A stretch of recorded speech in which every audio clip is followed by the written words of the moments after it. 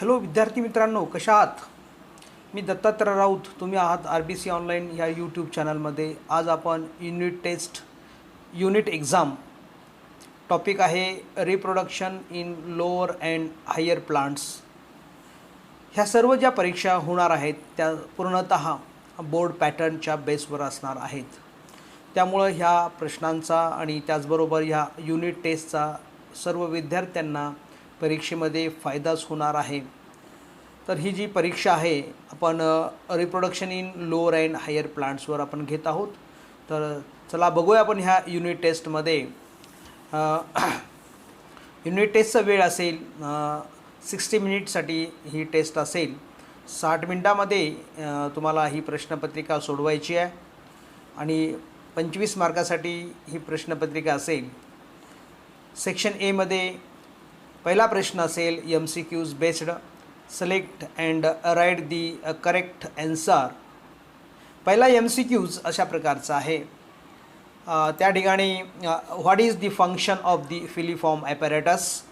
Filiform ॲपॅरेटसचं function काय असं त्या ठिकाणी विचारलेलं आहे. ऑप्शन अशा प्रकारचे असतील. Guide the entry of pollen tubes. Option B recognize the suitable pollen grain at the stigma. Option C असेल produce nectar. Option D stimulate division of the generative cell. या 4 ऑप्शनपैकी तुम्हाला करेक्ट ऑप्शन चूज करायचे, निवडायचे आणि ते answer बुकमध्ये लिहायचे. एकदा जर ते लिहिलेलं असेल परत त्याला खोडून जर लिहिलं असेल तर त्या ठिकाणी ते मार्क्स त्याला क्रेडिट होत नाही. त्यामुळं लिहित असताना उत्तराचं ऑप्शन्स त्यामध्ये लिहित असताना त्या ठिकाणी 4 वेळेस विचार करून डेफिनेटली ते सोडवा. त्यानंतर प्रश्न क्रमांक 2 MCQsमध्ये सेकंड MCQs अशा प्रकारचा असेल.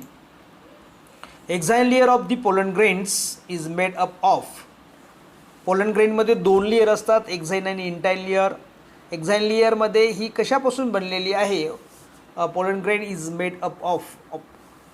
तर ऑप्शन ए आहे स्पोरोपोलेनिन. ऑप्शन बी आहे पॅक्टिन. ऑप्शन सी आहे cellulose.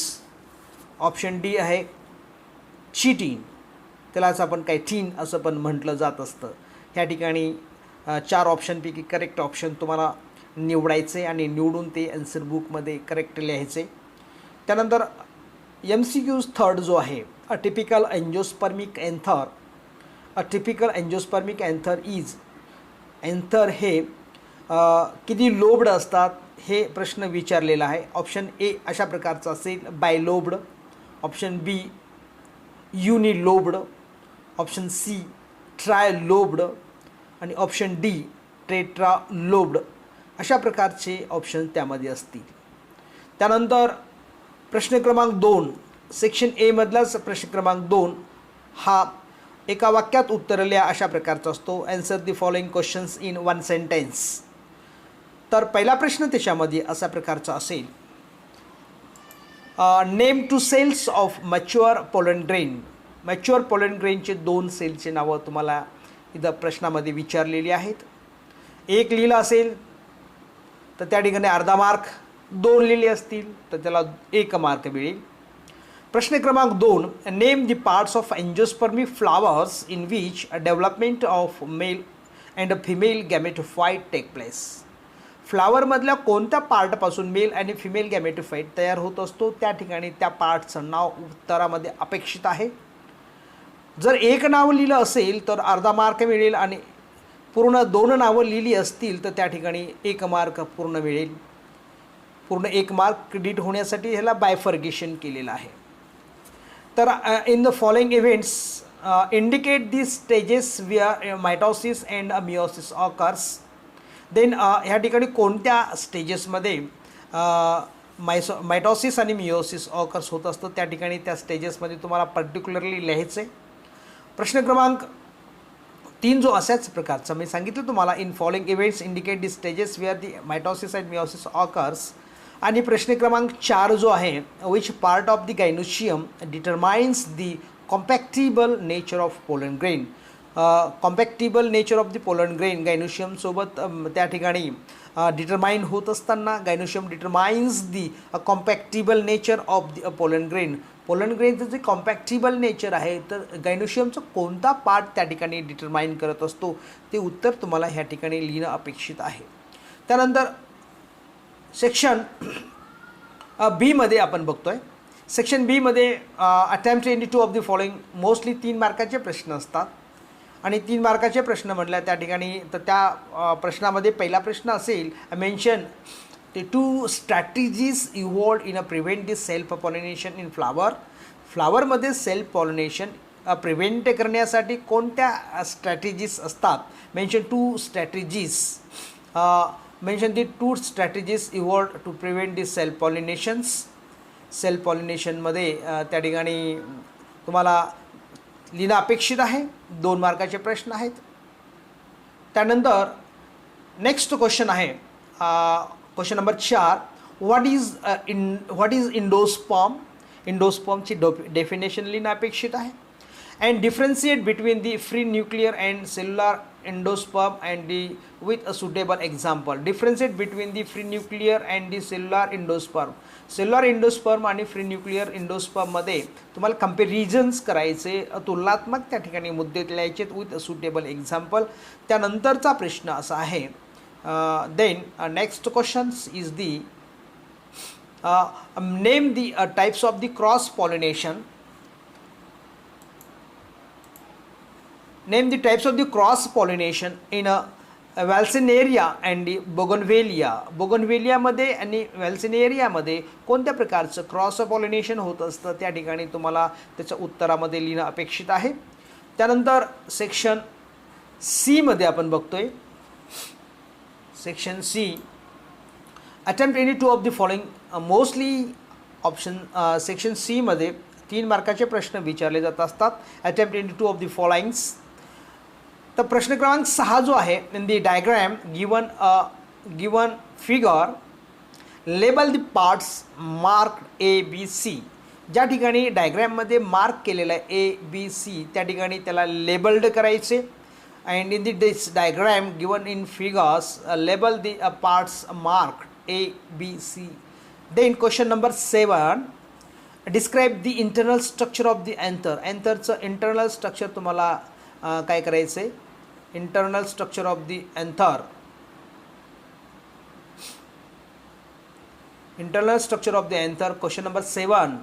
Describe the internal structure of the anther. Antherचं internal structure तुम्हाला describe करायची. इथं डायग्रॅम अपेक्षित नाही आहे, फक्त इंटरनल स्ट्रक्चर डिस्क्राईब करायचे. क्वेश्चन नंबर 8 मध्ये describe the process of development of male gametophyte with the help of diagrams. डायग्रॅमच्या माध्यमातून तुम्हाला describe the process of development of male gametophyte इथं डिस्क्राईब करायचे. त्याच्यानंतर सेक्शन डी अशा प्रकारचा असेल. सेक्शन डीमध्ये answer the following question. Mostly section डीमध्ये 4 मार्काचे प्रश्न असतात. ह्यापैकी तुम्हाला दिलेल्यापैकी फक्त कोणतेही 2 सोडवायचे आहेत. Answer the following questions. Question number 9 मध्ये अशा प्रकारचा प्रश्न विचारलेला आहे.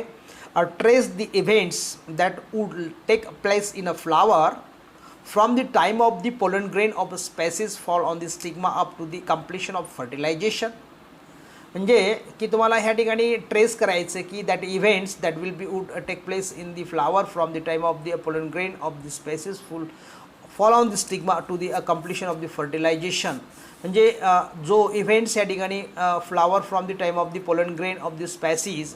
पोलन ग्रेन जो स्पेसिस जेव्हा त्या ठिकाणी डिपॉझिटेड होतो स्टिग्मावर तेव्हापासून तर then after this to the फर्टिलायझेशनपर्यंतच्या सगळ्या प्रोसेसेस तुम्हाला ह्या ठिकाणी डिस्क्राईब करायच्या आहेत. प्रत्येक 4 स्टेपमध्ये त्या ठिकाणी तुम्हाला डिस्क्राईब करणं अपेक्षित आहे. त्यानंतरचा प्रश्न आहे then describe the process of double fertilization with the help of the following events at the note on the significance of the double fertilization. Porogamy, siphonogamy, syngamy and triple fusion ह्या बेसवर तुम्हाला हे डिस्क्राईब करायचे. Then next question is the